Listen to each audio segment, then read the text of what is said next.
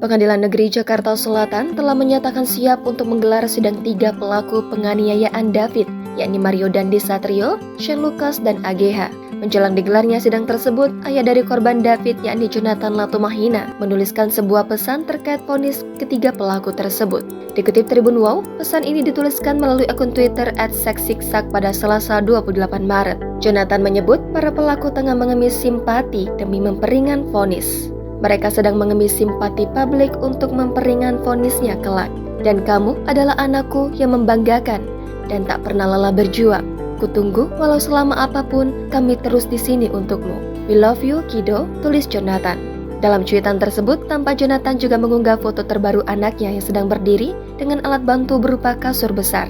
Sebelumnya, keluarga korban telah memutuskan menutup pintu maaf bagi para tersangka. Dilansir tribunwow.com, hal itu dilakukan karena keluarga David melihat niat terselubung dari pihak Mario Dandi saat datang meminta maaf. Sebelumnya, keluarga David mengaku telah memaafkan keluarga Mario Dandi yang kala itu datang menemui mereka di rumah sakit.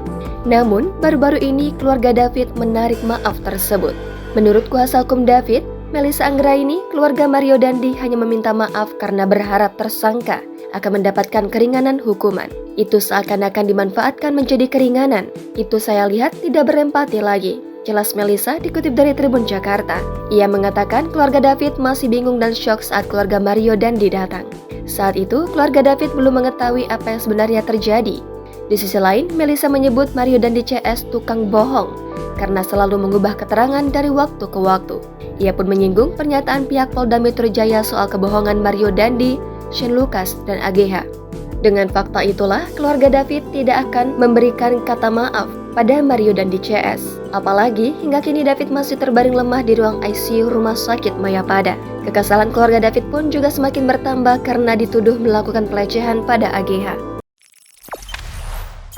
Jangan lupa subscribe, share, komen, dan like ya!